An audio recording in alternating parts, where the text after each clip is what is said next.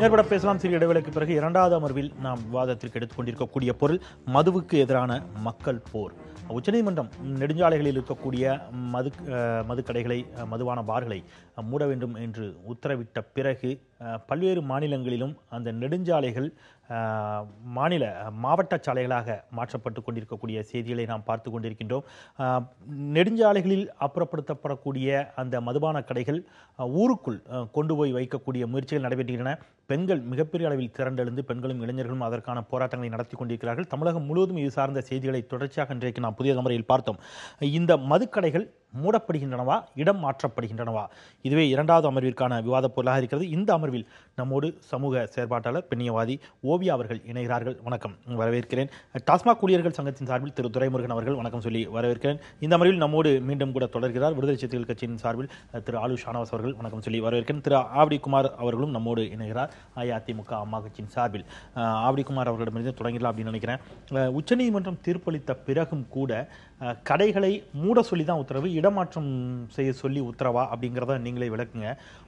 நெடுஞ்சாலைகளில் கடைகள் இருப்பதால் விபத்துகள் ஏற்படுகின்றன அப்படிங்கிற ஒரு நோக்கத்தோடு, நல்ல நோக்கத்தோடு ஒரு தீர்ப்பு வந்திருக்கிறது. நாங்கள் அதை ஊருக்குள்ளே கொண்டு போய் எடுத்து வைப்போம், வீட்டு வாசல்லே வைப்போம், இன்னும் எளிதாக அவர்களை குடிநோயாளிகளாக ஆக்குவோம் என்பது போன்ற ஒரு முயற்சியாக இது படுகிறது. இல்லை, உச்சநீதிமன்றம் தன்னுடைய தீர்ப்பில் தெளிவாக சொல்லியிருக்கு. மதுவிலக்கு தேவையா தேவையில்லையா என்பது அரசினுடைய கொள்கை முடிவு. கொள்கை முடிவில் நாங்கள் தலையிட முடியாது. அது எங்கள் அதிகாரத்துக்கு உட்பட்டது இல்லை என்பது உச்சநீதிமன்றம் பல வழக்குகளை சொல்லியிருக்கு. இந்த வழக்குலையும் அதை கோடிட்டு காட்டி தான் தீர்ப்பு தந்திருக்காங்க. இந்த வழக்கே என்னன்னா, சாலை விபத்துகளை குறைக்க வேண்டும். சாலையில் நடைபெறுகின்ற விபத்துக்களுக்கு சாலைகளை ஒட்டி இருக்கின்ற இந்த மதுபான கடைகளால் அந்த விபத்துகள் கூடுதலாக நடக்கிறது அல்லது அதுதான் காரணமாக இருக்கக்கூடும் என்ற ஒரு செய்தியின் அடிப்படையில் வழங்கப்பட்ட தீர்ப்பு தான். அதே உச்சநீதிமன்றம் இன்னைக்கு பார்த்தீங்கன்னா 500 மீட்டர் தூரத்தில் சொல்ல அதே கிராம பகுதிகள் 20,000க்கு கீழே இருக்கின்ற நகராட்சி பகுதிகளில் கூட 220 மீட்டர் தான் கொடுத்துருக்காங்க. ஆக அவர்கள் உச்சநீதிமன்றம் எது தீர்ப்போ அந்த தீர்ப்பை ஏற்று அதை செயல்படுத்துகிறோமே தவிர அவர்கள் மதுபான கடைகள் இருக்கக்கூடாது, பார் இருக்கக்கூடாதுன்னு சொன்னாங்களோ அதை செஞ்சுட்டு உங்களுடைய தேர்தல் அறிக்கை சொன்னதே செல்வி ஜெயலலிதா அவர்கள் இந்த தேர்தல் 2016 சட்டமன்ற தேர்தலை சந்திக்கின்ற பொழுது நாங்கள் ஆட்சிக்கு வந்தால் படிப்படியாக பூரண மது விலக்கை நோக்கி நகர்வோம் அப்படிங்கிற ஒரு இலக்கை வச்சிருந்தாங்க. இன்றைக்கு இருக்கக்கூடிய எதிர்ப்பு பாத்தீங்கன்னா அதுக்கே அரை மணி நேரம் வாசிக்கணும் போல இருக்குது. அவ்வளவு ஊர்ல எதிர்ப்பு இருக்குது. இல்ல வரிசையா இல்ல, எதிர்ப்புகள் என்பது சிலது இயல்பானதாகவும் சிலது அரசியல் காரணங்களுக்காகவும் சிலதுக்கு வியாபார காரணங்கள். நான் முடிச்சேன். கேள்வி கேட்டீங்க, என்ன சொல்ல விடுங்க, அதுக்கப்புறம் நீங்க கேளுங்க. பல காரணங்கள் இருக்கிறது. ஆனால் இந்த தீர்ப்பு என்பது எது தீர்ப்போ அந்த தீர்ப்பை அரசாங்கம் செயல்படுத்தி இருக்கிறது. மற்ற மாநிலங்களை விட தமிழ்நாடு உடனடியாக செயல்படுத்தி இருக்கிறது. எந்த தாமதமும் இல்லாமல் உச்சநீதிமன்றத்தின் தீர்ப்பு முழுமையாக கடைபிடிக்கப்பட்டிருக்கிறது. அதில் மாற்று கருத்து இல்லை. அதனால் பாதிப்புகள் இருந்தாலும் பணியாளர்களுக்கு வேறு பணிமாற்றங்கள், பணியிடங்கள் உருவாக்க வேண்டிய நிலைமை அதையெல்லாம் கூட திருப்பி மதுபான கடைகளை மூடக்கூடாது அப்படின்னு அதிமுக நினைக்கல. இல்ல, ஏன்னா உங்களுடைய பொதுச் செயலாளர், மறைந்த பொதுச் செயலாளர், முன்னாள் முதலமைச்சர், மறைந்த முதலமைச்சர் தேர்தல் அறிக்கையில சொன்னாரு. கேட்கறது எனக்கு புரியுது. இன்றைய நிலையில் உச்சநீதிமன்ற தீர்ப்பை உடனடியாக செயல்படுத்தி இருக்கிறோம்.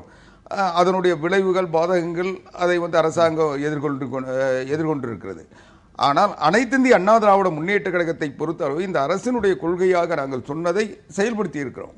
கடந்த தேர்தல் நேரத்தில் புரட்சித் தலைவி அம்மா அவர்கள் வைத்த வாக்குறுதி என்பது படிப்படியான மதுவிலக்கு, பூரண மதுவிலக்கை நோக்கிய பயணம். உடனடி மதுவிலக்கு சாத்தியமில்லை என்றது நாங்கள் தேர்தல் அறிக்கையிலே தெளிவுபடுத்தியிருக்கோம். ஆக புரட்சித் தலைவி அம்மா அவர்கள் முதலமைச்சராக பதவியேற்றவுடன் 500 கடைகளை மூடினாங்க. அதற்கு பிறகு இன்றைக்கு முதலமைச்சராக பொறுப்பேற்றிருக்கின்ற எடப்பாடி பழனிசாமி அவர்கள் பதவியேற்றவுடன் அவரும் ஒரு 500 கடையை மூடி இருக்காரு. ஆக இந்த 6 மாதத்துல 1000 கடைகளை மூடி இருக்கோம். நேரம் குறைச்சிருக்கோம். மொத்தம் இருக்கக்கூடிய 6672 கடைகள்ல இப்ப இந்த உத்தரவின் மூலமாக 3321 கடைகள் மூடப்படணும். இல்ல, மூடப்படணும்ன்றத நான் ஏற்றுக்க முடியாது. மாற்றப்படணும்ன்றதான் சரியான சரி, வாசகம். உச்சநீதிமன்றத்தினுடைய தீர்ப்பு அதுதான். மாற்றப்படணும். அப்படியே வச்சுக்கோங்க, மாற்றப்படணும். எங்க மாற்றுவீங்க? ஊருக்குள்ள கொண்டு போறீங்க, ஊருக்குள்ள மக்கள் எதிர்க்கிறார்கள். எங்க ஊருக்குள்ளன்றது இல்லைங்க, அந்த வழிகாட்டு நெறிமுறைகளுக்கு உட்பட்டு அந்த எந்தவித பாதிப்பும் தடையும் இடையூறும் இல்லாத இடத்துல மாத்துவாங்க. அதுக்காக வந்து ஊருக்குள்ள நடுவில் கொண்டு போய் கோயிலுக்கு பக்கத்துல வைக்கணும்னு சொல்லல. எங்கேயோ அது எது சாத்தியமோ அதை செய்வாங்க. திரு துரைமுருகன் அவரிடம் டாஸ்மாக் ஊழியர் சங்கத்தின் சார்பில் நினைக்கிறீங்க. இப்போ தொடர்ச்சியாக செய்திகள் பார்த்துக்கிட்டு இருக்கிறோம். டாஸ்மாக் கடை மீது பெண்கள் கல்வீச்சு. இங்கே பார்த்தீங்கன்னா ராமாட்சியம் பாளையம், தஞ்சை அருகே வடக்குவாசல், 4 ரோடு, ஆண்டிப்பட்டி அடுத்த சீனிவாச நகர், சிவகங்கை, வரிசையா போகுது. ஏராளமானவர்கள். கோவை, நம்ம தாம்பரத்தில் இன்னைக்கு வந்து பெரிய அளவில் அகரம் தென்பிரதான சாலையில் பெண்கள் கல்லால் அடிச்சிருக்கிறாங்க. இப்போ இது கலை யதார்த்தமா? மக்கள் மதுக்கடைகள் ஊருக்குள் வருவதை விரும்பவில்லைன்னு எடுத்துக்கிறதா, அல்லது சிலர் திட்டமிட்டு எதிர்க்கிறார்கள் அப்படின்னு எடுத்துக்க முடியுமா? இதில் உங்களுக்கு கலை அரசியல்லாம் அதில் ஒன்றும் இல்லை, தன்னெழுச்சியான போராட்டம் அது சார். இது நாங்கள் என்னோட அப்சர்வேஷன்லேருந்து ஒரு எம்ப்ளாயி ஆஸ் வெல் அஸ் அதனுடைய ட்ரேடுனுடைய ரெப்ரஸன்டேட்டிவ் முறையில் இது ஒரு தன்னெழுச்சியான போராட்டம். இது அங்கங்கே யார் எந்த ஒரு சிம்பிளும் எந்த ஒரு கொடியும் எந்த ஒரு இதுவும் இல்லாமல் அவங்களாவே போராடுறாங்க.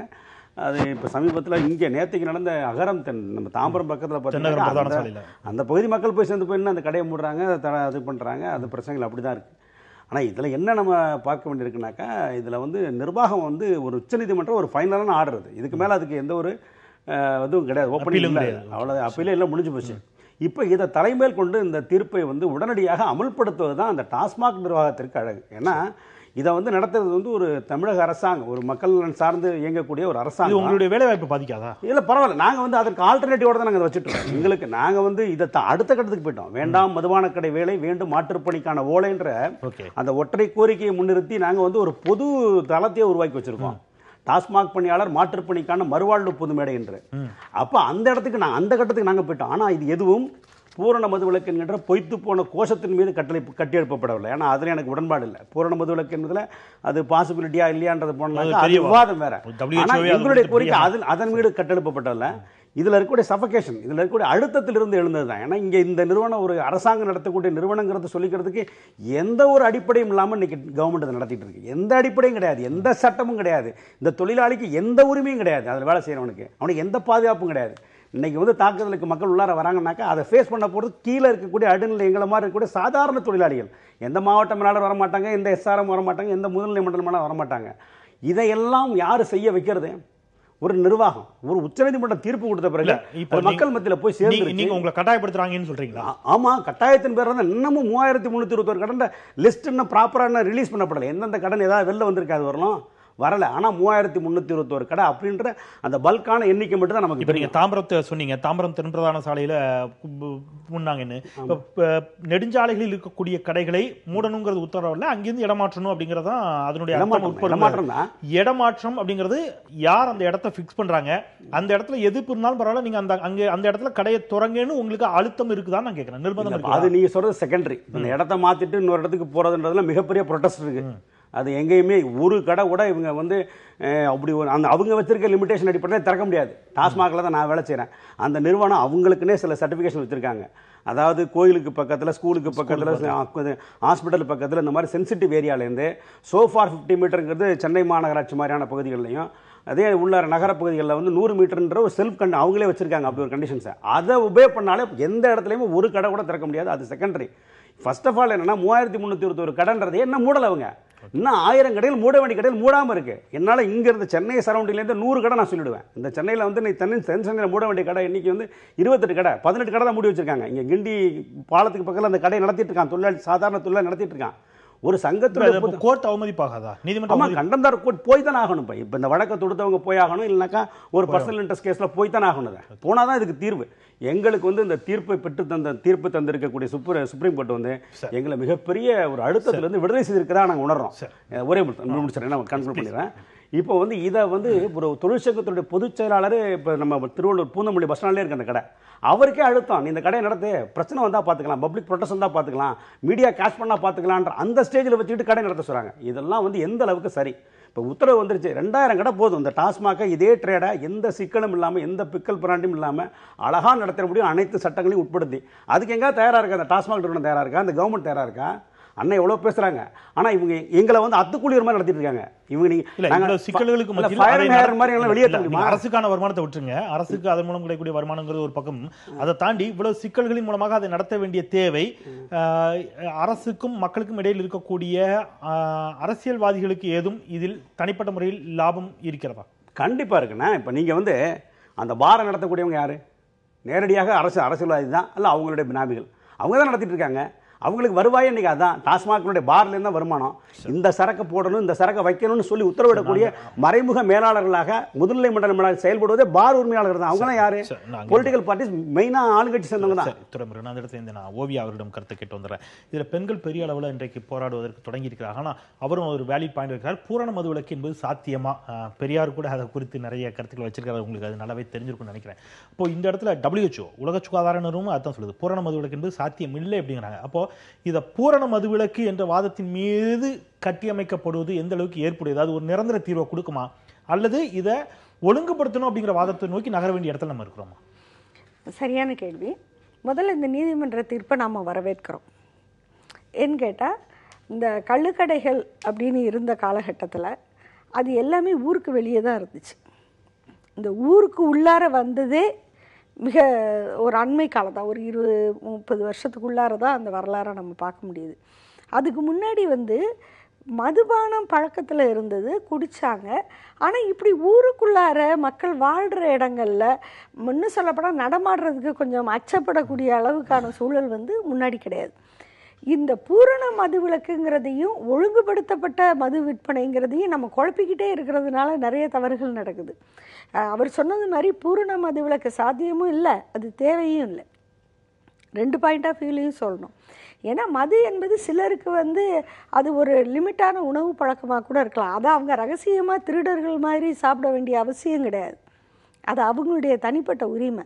இங்கே பிரச்சனையே என்னுடைய தனிப்பட்ட உரிமை அல்லது ஒரு உணவு பழக்கம் அல்லது ஏதோ ஒரு ஹேபிட்டு பொதுமக்களுக்கு இடையூறு தரும் விதமாக மாற்றப்படும் பொழுது தான் நான் வந்து அதை எதிர்க்கிறோம்.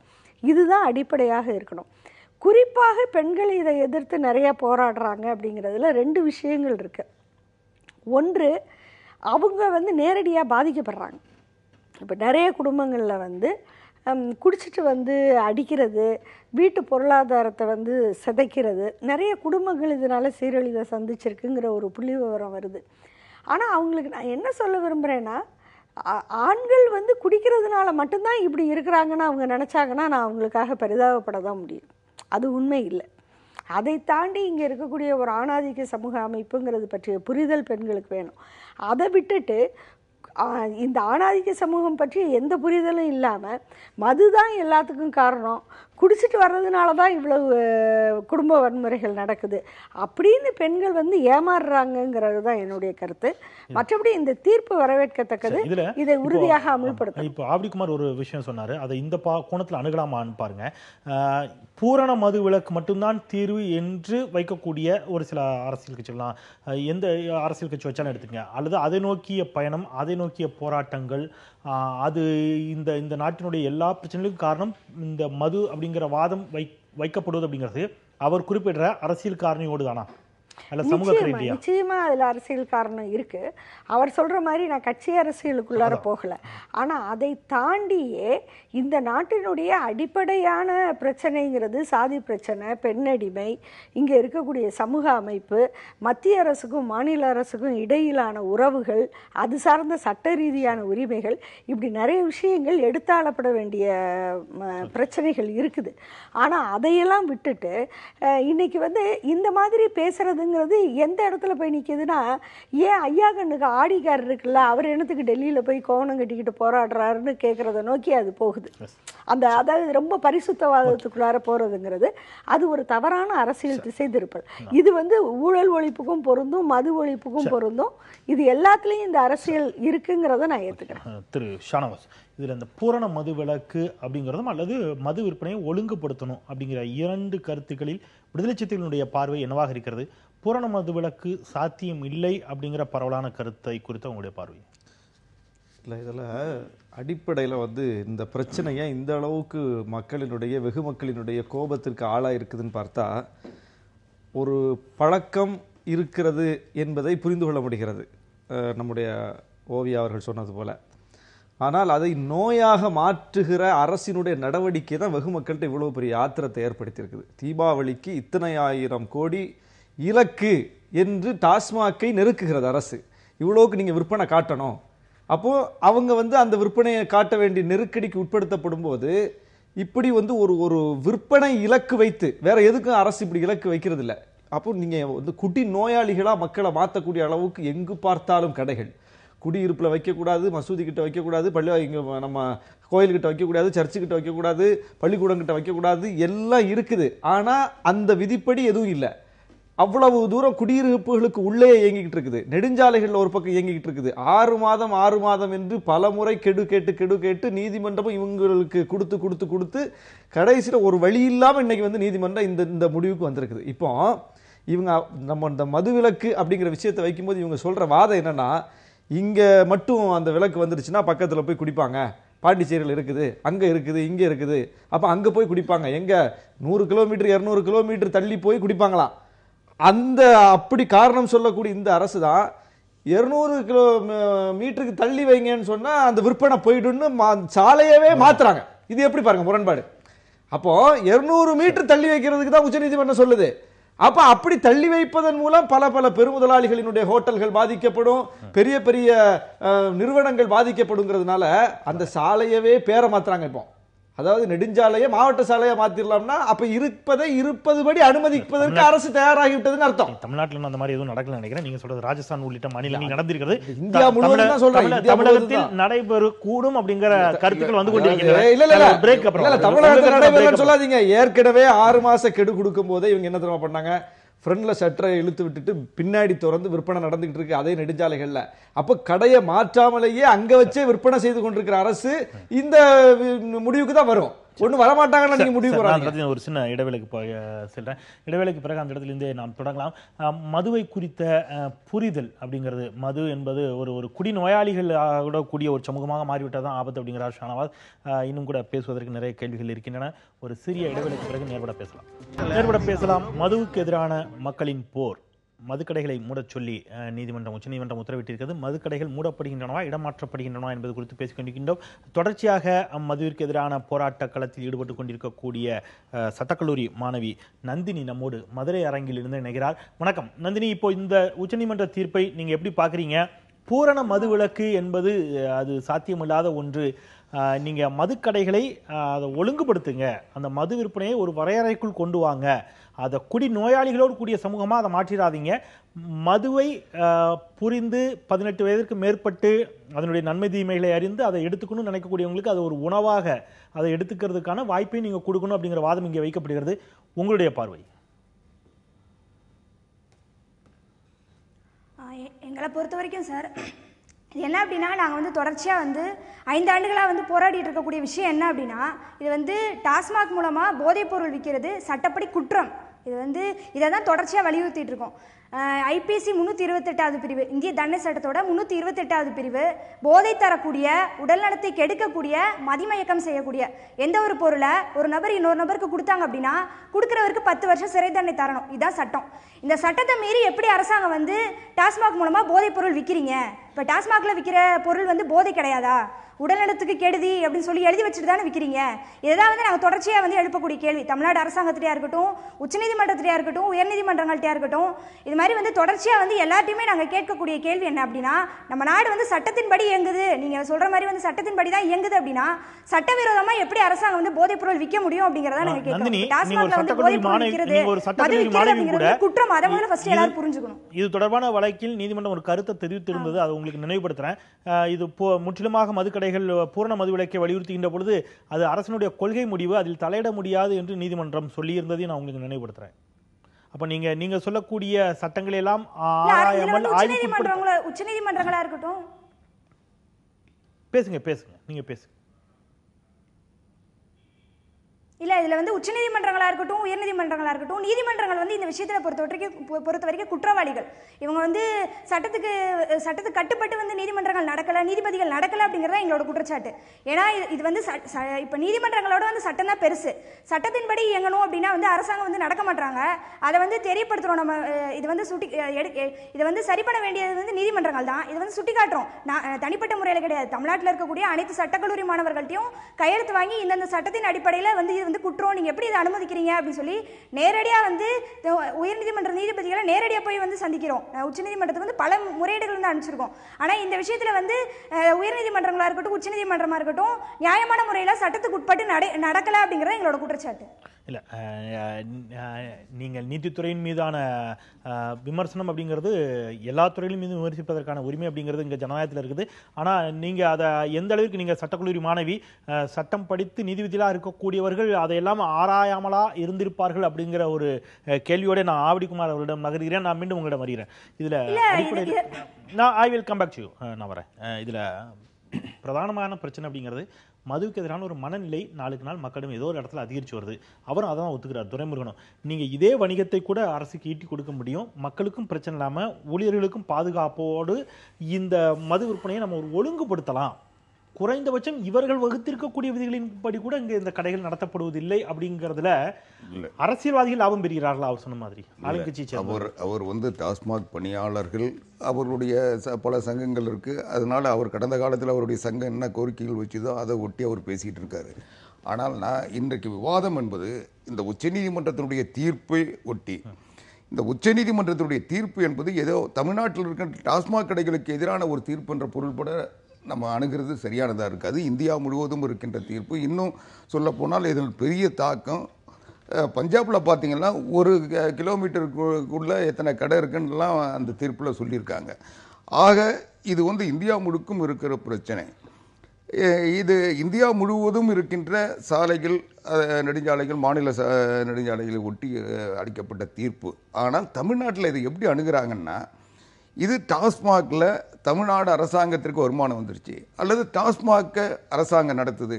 டாஸ்மாக் வந்து ஒரு பொதுத்துறை நிறுவனம், அரசு சார்ந்த நிறுவனம் என்றதை தவிர இது வந்து வேற இல்லை. ஆனால் இந்தியா முழுவதும் இன்றைக்கு மதுக்கடைகளை ஏலம் விடுவது அரசாங்கம் தான்.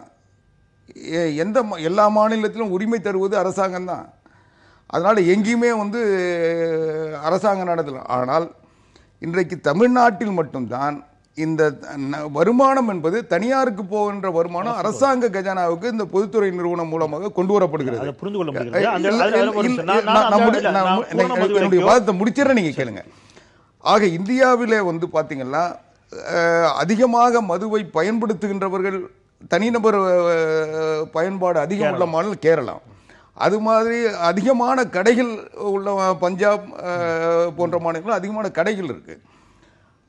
ஆனால் இங்கே வந்து குறைவான கடைகளில் அதிகமான வருமானம் வந்து தமிழ்நாடு.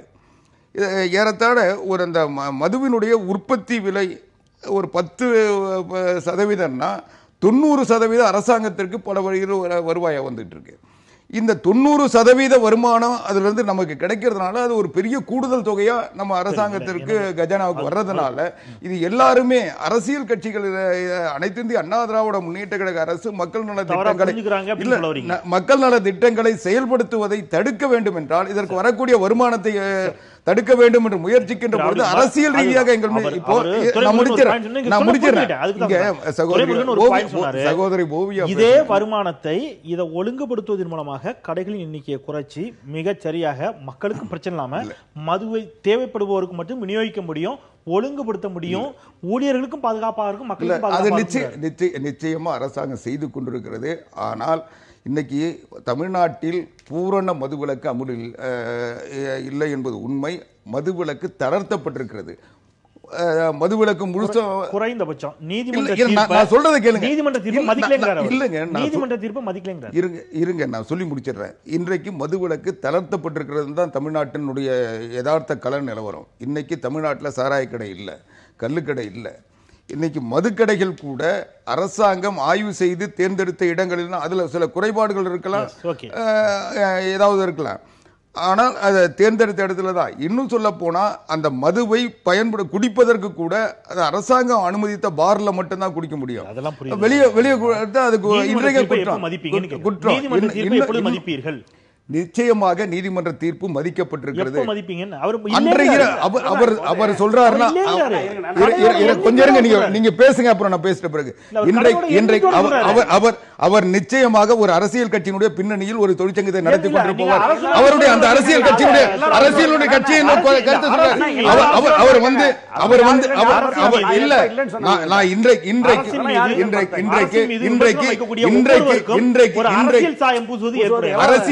அரசியல் சாயத்தோட தான் இந்த பிரச்சனைகள் அணுகுறாங்க. அரசியல் சாயம் இல்லாம இப்போ சகோதரி நந்தினி சொல்றது அவங்க யதார்த்தமா அவங்க உணர்வு ரீதியான அவங்களுடைய உரிமை போராட்டம். அதுல நான் கொச்சைப்படுத்த விரும்பல, அதுல நான் குற்றம் கண்டுபிடிக்க விரும்பல. ஆனால் இப்போ சகோதரி ஓவியா சொன்னாங்க, அதுல அவங்களுடைய விருப்பம், அவங்களுடைய கடன் நிலவரத்தை வச்சு அவங்களுடைய சொல்றாங்க. மற்றவர்கள் சொல்லுவதிலெல்லாம் அரசியல் இருக்கு. இன்னைக்கு சானவா சொல்றதுல அரசியல் இல்லையா? இன்னைக்கு ஒவ்வொன்றிலும் அரசியல் இருக்கு.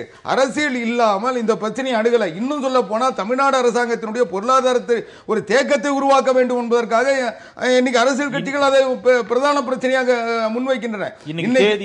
இன்னைக்கு ஏப்ரல் 1ஆம் தேதியிலிருந்து 3321 கடைகளும் மூடப்பட்டு விட்டன அப்படின்னு உங்களால உறுதியளிக்க. நீங்க எதை வச்சு 3321 கடன் சொல்றீங்க? டாஸ்மாக் தான் சப்மிட் பண்ணிருக்கேன். நீங்க பேசாதீங்க, நீங்க பேசாதீங்க. டாஸ்மாக் எம்டி இல்ல. நீங்க தவறான தகவலை உங்களுடைய அரசியல்காரங்களுக்காக நீங்க பரப்பிட்டீங்க. அரசு, தமிழ்நாடு அரசினுடைய டாஸ்மாக் நிர்வாகம் கொடுத்திருக்கக்கூடிய ரிப்போர்ட் படி, நீதிமன்றம் கொடுத்திருக்கக்கூடிய உத்தரவில் இருக்கக்கூடிய எண்ணிக்கையை நான் பேசியிருக்கிறேன். மொத்த கடைகள் 6672. இதுல நீங்க ஏற்கனவே செல்வி ஜெயலலிதா அவர்கள் மூடியது 500, எடப்பாடி பழனிசாமி அவர்கள் மூடியது 500, 3321 கடைகளை முழுமையாக மூடியதாக எடுத்துக்கொள்ள முடியாது அப்படிங்கிற விமர்சனம் இருக்கிறது. இதுக்கு நீங்க என்ன பதில் சொல்றீங்க? இல்ல 3000 விட்டுருங்க, நீங்க 1000 சொல்லுங்க, இல்ல 1500 சொல்லுங்க, நீங்க சரியான புள்ளி விவரங்களை கொடுங்க. இன்னைக்கு கும்பகோணத்துல ஒரு கடை இல்லைன்னு அதே பத்திரிகையில தான் செய்தி வருது. ஒரு கடை இல்ல, அந்த ஊர்லயே இல்ல. ஏன்னா அந்த வரையறைக்குள்ள 500 மீட்டர் இல்ல. அதாவது நிச்சயமா இன்றைக்கு அரசாங்கம் இந்த உச்சநீதிமன்றத்தின் உத்தரவை முழுமையாக அன்றைக்கு இரவே மூடினாங்க. அதனால அதுல நீங்க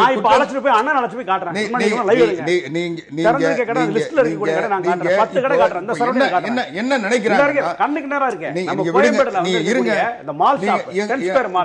என்ன நினைக்கிறாங்க?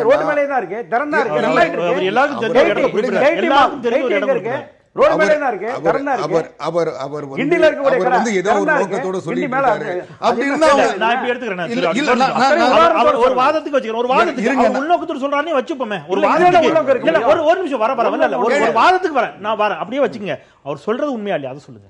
நிச்சயமா உண்மை இல்ல. அதாவது அவர் சொல்றதுனால உண்மை ஆயிடுமா? நீங்க என்ன சொல்ல வரீங்க? கோயம்பேடு பேருந்து நிலையம் அப்படிங்கிறது நெடுஞ்சாலை ஓரமா இல்லையா? 10 ஸ்கொயர் மால் திறந்திருக்கு, இப்ப திறந்து ரன் ஆயிட்டு இருக்கு, இந்த நிமிஷம் நடந்துட்டு இருக்கு. நீங்க போயிட்டு நிச்சயமா அதை அனுமதிக்க மாட்டாங்க. நீங்க அப்ப இருக்கிற கடையெல்லாம் மூணது சட்டத்தை மதிக்கிறாங்க. அங்க ஒரு கடைக்கு மட்டும் சட்டத்தை வயலேட் பண்ண நினைப்பாங்க. உதாரணம் சொல்றேன், அரசாங்கத்துக்கு ஒரு கடைக்காக ஒரு அரசாங்கத்தோட நோக்கம் மாறுமா? இதுல நீங்க அந்த கடை நிச்சயமாக இருக்காது, இருக்க முடியாது. ஏன்னா ஒரு கடைக்காக அரசாங்கத்தினுடைய கொள்கையோ அல்ல உச்சநீதிமன்றத்தை எதிர்க்க வேண்டிய அவசியமோ இல்ல. எங்களுக்கு ஒட்டுமொத்தமாக ஒரே முடிவுதான். எல்லா முடிவும் உத்தரவு போடப்பட்டிருக்கிறது.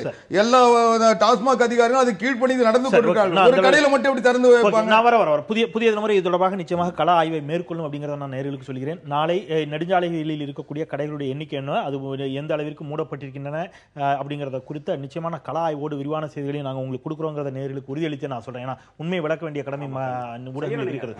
இதை தாண்டி இல்ல அவர் சொல்ற ஒரு விஷயம், மூடணும் அப்படிங்கறது அல்ல உத்தரவு, இடமாற்றணும் அப்படிங்கிறது தான் உத்தரவு அப்படின்னு சொன்னா, இப்போ நம்ம பல தொலைக்காட்சிகள் செய்திகள்ல பார்க்கிறோம். இன்னொரு ஊருக்கு போறாங்க, நீண்ட வரிசையில நிற்கக்கூடிய போக்க பார்க்கிறோம். அங்க பிரச்சனை வருது. அப்போ அந்த ஒரு கன்சூமர் பாயிண்ட் ஆஃப் வியூல, நுகர்வோருடைய பார்வையில் அவர்களுக்கு அதை கொடுக்க வேண்டிய கடமையும் வருகிறது. அந்த அடிப்படையில் தான் இந்த கடைகள் அங்க எங்கே வைக்கப்பட்டீங்கன்னா ஒரு சில இடங்கள்ல சில விதிகள் மீறப்பட்டிருக்கும். இடமாற்றங்கிறதுல எந்த தடையும் நீதிமன்றம் சொல்லல. இடத்தை நீங்க இந்த சோஃபார் 500 மீட்டர் 20,000 பாப்புலேஷனுக்கு மேல உள்ள இடத்துல 500 மீட்டருக்கு அப்பாலும் 20,000 பாப்புலேஷன் இருக்கக்கூடிய இடங்களில் 220 மீட்டருக்கு அப்பாலும் வச்சுக்கிறதுல எந்த பிரச்சனையும் இல்லை. அது நாளைக்கே டாஸ்மாக் ட்ரை பண்ணி திறக்கலாம், தப்பு இல்லை. நான் ஏன் இதை இன்சிஸ்ட் பண்ணி இப்போ எங்கள் தொழிலாளி இந்த கடை முன்னே வெளில வருவான், ரோட்டுக்கு வருவான், நான் இப்போ சொல்லிக்கிட்டு இருக்க கடையில எல்லாம் வேலைகளுக்கு ஏற்படும். நான் ஏன் அதை சொல்கிறேன், கன்க்ளூட் பண்ணி ஆகணும். நான் அதுக்கு என்ன அலோவ் பண்ணுங்க தயவு செய்து. இந்த கடைகள் எல்லாம் வந்து மூடின பிறகு இப்போ 100 பேர் வெளில வருவான், நான் அதுதான் சுட்டி காட்டிட்டு இருக்கேன். ஆனால் என்ன அழுத்தம்னாக்கா நிர்வாகம் அழுத்தம் செய்யுது. இப்போ நீ கடையை நடத்து, பிரச்சனை வந்தால் பார்த்துக்கலாம். இது அத்தனையும் நான் சொன்ன அத்தனையும் நடந்துட்டு இருக்கு, இப்போ உதாரணத்தோடு நடந்துட்டு இருக்கு. அப்போ இந்த நீதிமன்றத்தினுடைய தீர்ப்பை முழுதாக ஏற்றுக்கொண்டு அந்த 3321 கடையுமே நீங்கள் அவங்க சொல்லியிருக்கக்கூடிய கண்டிஷனுக்கு அப்பாற்பட்டு இருக்கக்கூடிய இடங்களில் திறக்கிறதுல எந்த பிரச்சனையும் இல்லை. அதற்கு நீங்கள் எம்ப்ளாயி நீங்கள் வந்து ஃபோர்ஸ் பண்ணுறீங்க. ஆனால் அங்கே பப்ளிக் ப்ரொடெஸ்ட் இருக்குது, அதை முதல்ல யதார்த்தமாக உணரணும். இன்னும் சொல்ல போனாக்கா நான் முன்னாடியே சொன்னது தான், ஒரு 2000 அதிகம். இந்த பக்கத்தில் கேரளா வர ஒப்பீடு பண்ணாங்க. தமிழ்நாட்டில் மட்டும் வந்து கவர்மெண்ட் நடத்தல, கிட்டத்தட்ட 6-7 மாநிலங்களில் குவாசி கவர்மெண்டாகவும் கோஆபரேட்டிவ் அண்டர்டேக்கிங்லையும் வந்து கேரளா நடந்துட்டு இருக்கு. கேரளா பெவரேஜ் கார்பரேஷனுங்கிறது அங்கே நம்ம டாஸ்மாக் மாதிரி அது ஒரு பொதுத்துறை நிறுவனம் தான். அதில் 341 கடைகள் இருக்கு. அங்கே டாடி இருக்கு, அது அராக் இருக்கு. இது 3மே அலோவ் பண்ணியிருக்காங்க அங்கே அந்த அந்த ஸ்டேட்டை பொறுத்தவரை. அது எல்லாமும் பார்த்தீங்கன்னாக்கா இப்படியா இருக்கும். இந்த பாண்டிச்சேரி பக்கத்தில் இருக்கு. இங்கே நீங்கள் நான் வேலை செய்யக்கூடிய கடைகள், வேலை செய்த கடைகள் இது எந்த கடையிலையுமே எந்த ப்ரொக்யூர்மெண்ட்டுமே ஒழுங்காக இருக்காது. அதுக்கு அந்த அடிப்படையில் பல்வேறு அழுத்தங்களோட தான் நாங்கள் எங்களுடைய தொழிலாளிகளாக வேலை செய்து கொண்டிருக்கோம். இப்போ இந்த தீர்ப்பை நீங்கள் தலைமையில் தாங்கி இதை உடனடியாக நடைமுறைப்படுத்தி ஒரு 2000 கடைக்குள்ள அந்த நிர்மாணத்தை நடத்துறீங்களா?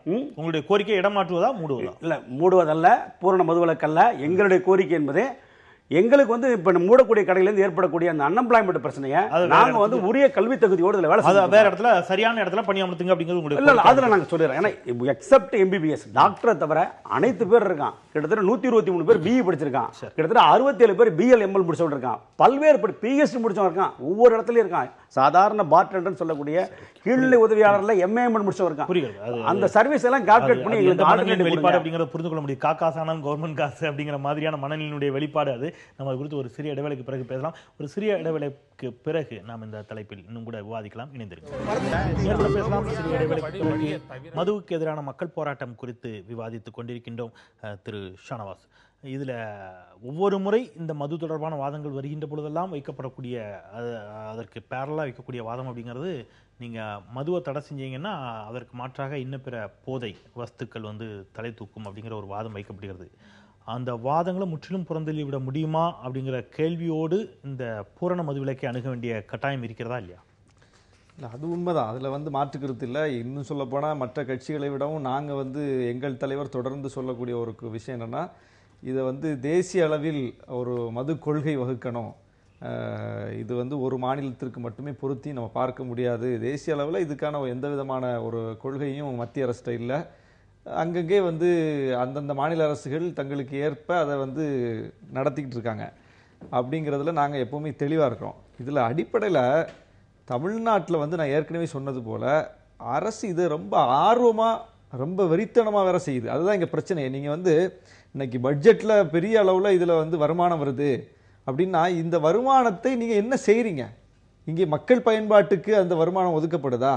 வாக்குகளை கவருவதற்கான இலவசங்களை அறிவிப்பதற்காகத்தான் இந்த பெருங்கொண்ட பணம் பயன்படுத்தப்படுகிறதை தவிர மக்கள் நல திட்டங்களுக்கு இதை பயன்படுத்தினாங்கன்னா இங்கே ஏன் போராட்டம் நடக்குது? எல்லா பகுதியிலும் எல்லா பிரச்சனைக்கும் மக்கள் ரோட்ல தானே நிற்கிறாங்க. அப்போ மக்கள் நல திட்டங்களுக்கு இது வந்து சேரலையே. இலவசங்கள் கொடுப்பதற்கும் மக்களை தற்காலிகமான ஒரு மயக்கத்தில் ஆழ்த்துவதற்கும் இந்த நிரந்தரமான மயக்கத்திற்கு பயன்படக்கூடிய இந்த போதைப் பொருளை விற்று தற்காலிக மயக்கத்தில் ஆழ்த்துறதுக்கான ஒரு அரசியல் நடவடிக்கைகளுக்கு இவங்க பயன்படுத்துறாங்களே தவிர இது எந்த வகையிலையும் பயனில்லை. இன்னும் சொல்ல போனா இந்த மது விற்பனையின் மூலம் கிடைக்கிற வருமானத்தை விடவும் பேர் இழப்பை இந்த மாநில அரசும் மாநில மக்களும் ஒரு பக்கம் சந்திச்சிட்டு இருக்காங்க. அதனால் ஏற்படக்கூடிய நோய்கள், அதனால ஏற்படக்கூடிய பிரச்சனைகள், சமூக சீரழிவுகள், இப்படி அதை கணக்கிட்டீங்கன்னா இந்த வருமானத்தை விட இழப்பு அதிகம். அப்ப இப்படி ஒரு நிலை இருக்கும்போது இதை ஏன் நீங்க வந்து ஒரு முடிவுக்கு வரக்கூடாது? இதை ஏன் முறைப்படுத்தக்கூடாது? குறைந்தபட்சம் முடிவுக்கு வர்றதுங்கிறது கூட ஒரு நீண்டகால ப்ராசஸ். நாம அதை நோக்கி நம்ம உங்களை நெருக்கல. ஆனால் ஒரு நீங்கள் ஒத்துக்கிட்டபடியே 500 கடைகளை மூடுவோம், 1000 கடைகளை மூடுவோம்னா எத்தனை கடைகளை மூடுவீங்க? இப்ப அவங்க இன்னொரு விஷயம் வைக்கிறாங்க. நீங்களே முதல் சொல்றீங்க குடி நோயாளிகளாக ஆக்கி விட்டாருன்னு. ஒரு குடி நோயாளிகளாக மாறிவிட்ட அது பர்சன்டேஜ்ல விகிதாச்சாரத்தில் மிக குறைவுன்னு வச்சுக்கிட்டா கூட அவர்களோடு சேர்ந்து தான் அணுகணும். அவர்களுக்கான அவங்களை எப்படி அதுலேருந்து மீட்டு கொண்டு வர்றது, அதற்கான நிவாரண மையங்களை அமைக்கிறது, மறுவாழ்வு மையங்கள் அமைக்கிறது, இதோடு அணுகி நாங்கள் ஒரு நீண்ட கால ப்ராசஸாக எடுத்துட்டு போங்கிறது தான் மறைந்த முதலமைச்சர் செல்வி ஜெயலலிதா அவர்கள் கொடுத்த வாக்குறுதி. எடப்பாடி பழனிசாமி அவர்கள் 500 கடைகளை மூடி இருக்கிறார். அப்போ அவங்க அதை செஞ்சுக்கிட்டு தான் இருக்கிறாங்க. அந்த ப்ராசஸ்ல நாங்கள் பயணப்பட்டு கொண்டு தான் இருக்கிறோம் அப்படிங்கிற வாதம் வந்து இதுக்கு மேல இப்ப இதை கண்டினியூ பண்ணா அது வந்து பெருங்கோபத்துக்கு ஆளாக நேரிடும். அந்த அளவுக்கு கிரவுண்ட்ல வந்து மக்கள் வந்து தன்னியல்பா போராட வந்துட்டாங்கிற ஒரு நெருக்கடிக்கு ஆளான பிறகுதான் இந்த 500 கடைங்கிற அறிவிப்புக்கே அவங்க வர்றாங்க. நான் என்ன கேட்கிறேன், நீங்க கடையை உற்சாகப்படுத்திய அளவுக்கு இதிலிருந்து பாதிக்கப்பட்ட மக்களை மீட்பதற்கான அந்த நடவடிக்கைகளை நீங்க வந்து ஊக்கப்படுத்திருக்கீங்களா? எத்தனை மறுவாழ்வு மையங்கள் திறந்திருக்கீங்க? எந்த அளவுக்கு அந்த பிரச்சாரத்தை முடுக்கி விட்டுருக்கீங்க? அதிலிருந்து அந்த இளைஞர்களை மீட்பதற்கான நடவடிக்கை எந்த அளவுக்கு துரிதப்படுத்தப்பட்டிருக்கு? அது அறிவிப்புல இருக்குது, அவ்வளவுதான். மது ஒழிப்பு துறைங்கிறது ஒரு செயல்படாத துறையா தான் இருக்குது. ஆனால் இந்த பக்கம் இலக்கு நிர்ணயித்து இது போன்ற அப்பாவி தொழிலாளர்களை, படித்த பட்டதாரிகளை, அவங்களுக்கு வேற எத்தனையோ பணிகள் கொடுக்க முடியும், அந்த பணிகளை கொடுக்காம இங்க போட்டு அழுத்துறதுங்கிறது எந்த வகையில நியாயம்? ஓவியா, இப்போ நீங்கள் சமீபத்தில் நடைபெற்ற ஜல்லிக்கட்டு போராட்டத்தை பார்த்தோம், ஒரு எழுச்சி மிகுந்த வீரியமிக்க போராட்டம். அப்போ இங்கே மதுவிற்கு எதிராக அல்லது பூரண மது விலக்கை வலியுறுத்தக்கூடிய அல்லது மதுவை ஒழுங்குபடுத்தணும்னு சொல்லக்கூடிய அமைப்புகள், கட்சிகள் இது சார்பாக ஒரு மக்கள் இயக்கத்தை கட்டி அமைப்பதற்கு, மக்களிடம் தொடர்ச்சியாக இது தொடர்பான ஒரு விழிப்புணர்வை ஏற்படுத்துவதற்கான முயற்சிகளை எல்லாம் எந்த அளவிற்கு செய்திருக்கிறார்கள்? நீங்கள் அரசிடம் மட்டுமே இந்த தீர்வை எதிர்பார்த்து கொண்டிருப்பது அப்படிங்கிறது ஒரு சமூக அக்கறையின்மையை காட்டலையா? ரொம்ப சரியாக கேட்டீங்க. அதாவது மது எதிர்ப்புங்கிறது ஒரு கலாச்சார இயக்கமாக நடத்தப்படணும். அதுக்கு அது ஒரு அரசியல் நோக்கத்தோடு நடத்தப்படுவது என்பதே அது சரியான இலக்கு கிடையாது. ஏன்னு கேட்டால் மது என்பது முக்கியமாக அந்த குடியிலிருந்து மக்களை மீட்கணுங்கிறத இலக்காக வச்சுருக்கணும். அப்போ அதற்கான கலாச்சார இயக்கங்களோ நாடகங்களோ அல்லது கலை வடிவத்தில் பல்வேறு பிரச்சாரங்களோ இங்கே நடைபெற்றிருக்கான்னு கேட்டால் இல்லை. அப்போ ஏன் இந்த முழு மதுவிலக்கு பற்றி பேசுகிறவங்களுக்கு மக்கள்கிட்ட போகிறதுக்கு பதிலாக அரசாங்கத்துக்கு எதிராக மட்டுமே அவங்க நிற்கிறாங்க அப்படிங்கிறதும். இரண்டாவதாக, அது ரொம்ப சரியான கேள்வி. அதில் உங்களுடைய அந்த சாரத்தோடு நான் முழுமையாக உடன்படுறேன். அந்த இயக்கங்கள் அதை போதுமான அளவுக்கு எடுக்கலைங்கிறத நான் கண்டிப்பாக ஒத்துக்கிறேன். அதே போல் இப்போ கூட இந்த மதுவிலக்கு அப்படிங்கிறத நடைமுறைப்படுத்தணுங்கிறப்ப அதனுடைய என்டையர் ரெஸ்பான்சிபிலிட்டியும் கவர்மெண்ட் தலையில் வச்சு அவங்களுக்கு மற்றவங்க எல்லாரும் அதை சோதனை செய்கிற ஆட்கள் மாதிரி நிற்கிற ஒரு காட்சியே எனக்கு அவ்வளோ உவப்பானதாக இல்லை. இதை அப்படியே கடைபிடிப்பதாக இருந்தாலும் இது ஒரு சமூக பொறுப்போடு எல்லாரும் பகிர்ந்துக்கிறணும். அதே போல் இந்த வருவாய் இழப்பெல்லாம் என்ன செய்ய போகிறோம் அப்படிங்கிறதும் அதை பற்றி யாருமே பேச மாட்டேங்கிறாங்க. அதை பற்றி சிந்திக்கணும். அரசாங்கத்துக்கு சப்போர்ட் பண்ணணும். இந்த நேரத்தில் நீங்கள் கவர்மெண்ட்டை எதிரியாக நிறுத்துறதை விட சரியான அணுகுமுறை என்னன்னா, how to support the government. எப்படி இந்த இழப்பெல்லாம் அவங்க ஈடு செய்ய போகிறாங்க, அதுக்கு நம்ம என்ன மாதிரியாக எல்லாருடைய தரப்புல இருந்து ஒத்துழைப்பு. தெருவினுடைய கடைகளை மூடுவது மட்டுமே நிரந்தர தீர்வாக இருக்காது அப்படிங்கிறப்போ அந்த மாதிரியான ஒரு எல்லாரும் ஒத்துழைத்து செய்ய வேண்டிய ஒரு காரியத்தை, ஒரு சமூக பணியை இது மாதிரியாக ஒரு போட்டி மனோபாவத்தில் இருந்து நீ செய்கிறியா இல்லையான்னு பார்க்குறோம் அப்படிங்கிற மனோபாவத்தில் இருந்து மற்றவர்கள் அணுகுவதில் எனக்கு கருத்து மாறுபாடு இருக்கு. நந்தினி, இப்போ நீங்கள் தனிப்பட்ட முறையில் மதுவிற்கு எதிரான போராட்டங்களை நிறைய ஒருங்கிணைச்சிருக்கிறீங்க, நடத்திருக்கிறீங்க, பாராட்டுக்குரிய ஒன்று, அதில் யாருக்கும் மாற்று கருத்து இருக்காது.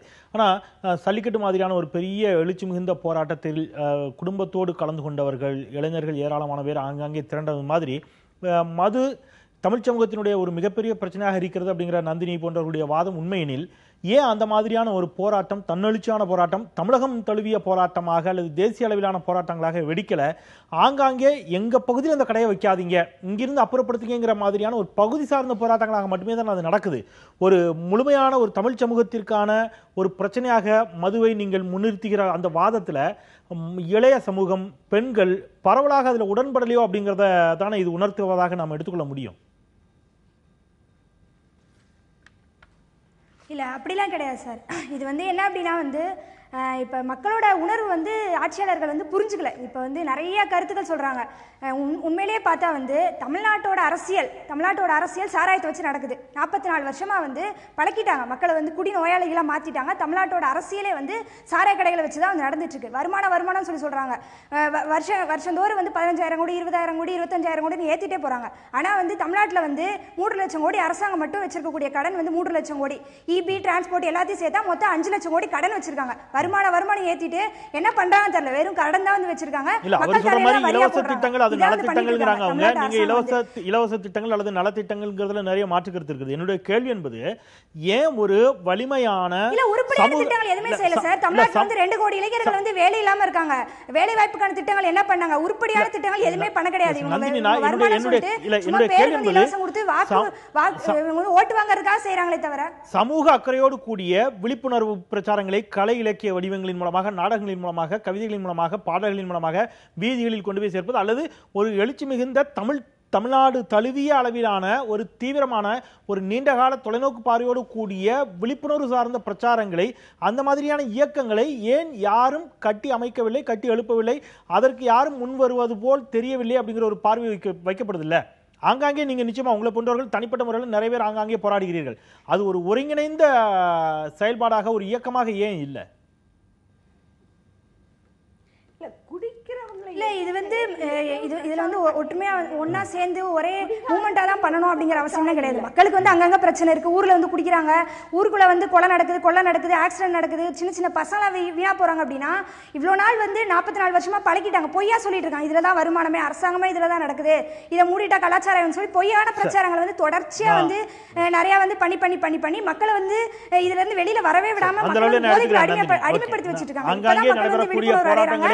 மக்களுடைய எதிர்ப்பை பதிவு செய்யக்கூடியதாக தான் இருக்குது அப்படிங்கிற உங்களுடைய வாதத்தை நான் அந்த அளவுலேயே எடுத்துக்கிறேன். மதுரையிலிருந்து நந்தீர்கள். நந்தினி, நன்றி. நம்ம நிறைவு கருத்தில் இருக்கிறோம். மிகச் சுருக்கமாக நிறைவு கருத்து. இல்லை, இது தொடர்ச்சியாக மரியாதைக்குரிய சால்வாஸ் கூட சொன்னார். இது ஏதோ அரசு இலக்கு நிர்ணயித்துன்றது, அது தவறான வந்து தொடர்ந்து அரசியல் காரணங்களுக்காக சொல்லப்படுகின்ற கருத்து. என்னன்னா, எந்த இது கடையிலையும் இவ்வளோ வித்து தான் ஆகணும்னு சொல்லி யாரையும் நிர்பந்தப்படுத்தலை. ஆனால் அந்த ஒரு வணிக நிறுவனம், அந்த நிறுவனம் கடந்த ஆண்டு இந்த காலத்தில் எவ்வளோ விற்பனையாச்சு, இந்த ஆண்டு ஏன் குறைஞ்சது, அதுக்கு என்ன காரணன்றதை கண்டுபிடிக்க வேண்டியது கடமை. இல்லைன்னா திருட்டு சரக்கு அங்கே விற்பனையாகக்கூடிய வாய்ப்பு இருக்குது. அதனால் அந்த தொழில் வந்து முறைகேடு அதில் நடந்துடக்கூடாதுன்றதுனால அது கண்காணிச்சிருப்பாங்களே ஒழிய, நீ இவ்வளோதான் விற்கணும், இல்லைன்னா வந்து அந்த ஊழியரை சஸ்பெண்ட் பண்ணணும் அல்லது அவங்கள பனிஷ் பண்ணணும் ஏதாவதுன்னா அதெல்லாம் எந்த ஆதாரமும் இல்லை. மறுவாழ்வு மையங்கள் குறித்த அதுதான் இன்றைக்கு ஒவ்வொரு மருத்துவமனையிலும் மறுவாழ்வு மையங்கள் அதை பிரிவு தொடங்கப்பட்டிருக்கு. தமிழ்நாடு முழுவதும் இன்றைக்கு மருத்துவமனைகளில் அதுக்கான பிரிவு தொடங்கப்பட்டு இன்றைக்கு நடவடிக்கைகள் எடுக்கப்பட்டு இன்றைக்கு செயல்பாட்டில் இருக்கு. அதனால இது எல்லாமே அரசாங்கத்தை குறை சொல்ல வேண்டும் அல்லது அரசாங்கம் மட்டுமே இதை தீர்க்க வேண்டும் சொல்றாங்க. இன்னொன்று, மக்கள் நல திட்டங்களை இலவசம் கொடுத்து ஓட்டுக்காகன்றாங்க. இது முழுக்க இது மக்களை இழிவுபடுத்துகின்ற, கொச்சைப்படுத்துகின்ற, அரசாங்கத்தை காயப்படுத்துகின்ற வார்த்தைகள். என்னன்னா, இன்னைக்கு மத்திய அரசாங்கத்தினுடைய கொள்கை, அதனுடைய நீட்சியாக மாநில அரசாங்கம் கூட ஒரே வரியில் முடிச்சிடும், பல்லாயிரம் கோடிகளை கார்பரேட் நிறுவனங்களுக்கும் பன்னாட்டு நிறுவனங்களுக்கும் தனியார்களுக்கும் கொடுக்குறாங்க. ஆனா இங்க ஒரு ஏழைக்கு ஒரு பயன்பாட்டுக்கு அவங்களுக்கு உதவுகின்ற வகையில் ஒரு மிக்சி கிரைண்டர், ஃபேன் கொடுத்தா அது வந்து இலவசம், படிக்கிற மாணவர்களுக்கு ஒரு கணினி கொடுத்தா இலவசம், சைக்கிள் கொடுத்தா அது ஒரு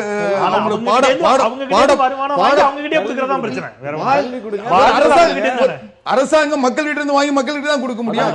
அதுக்காக அரசாங்கத்தினுடைய வருவாய் மக்களுக்காக செலவழிக்கப்பட வேண்டும். அதுதான் இன்னைக்கு செஞ்சிட்டு இருக்கோம். அது மேட்டுக்குடியினருக்கு கொடுத்தா நீங்க அதை கௌரவமா பாக்குறீங்க, ஏழைக்கு கொடுத்தா அது வந்து இலவசமா கொச்சப்படுத்துறீங்க.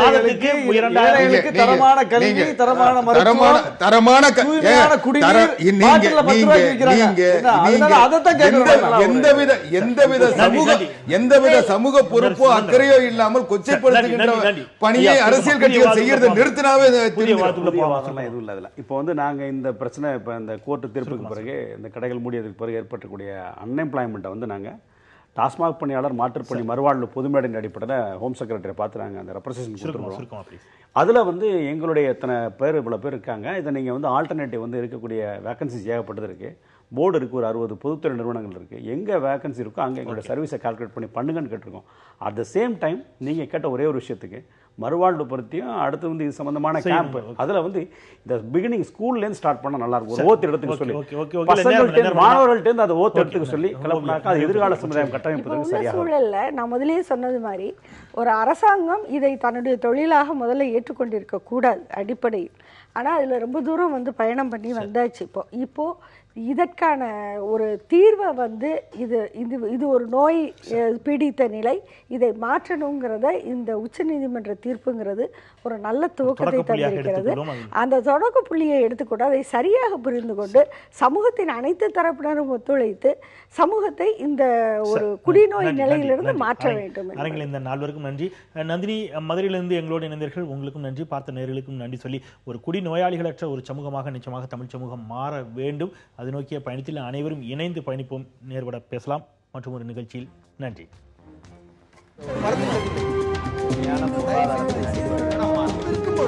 எதிர்த்து பேசிட்டு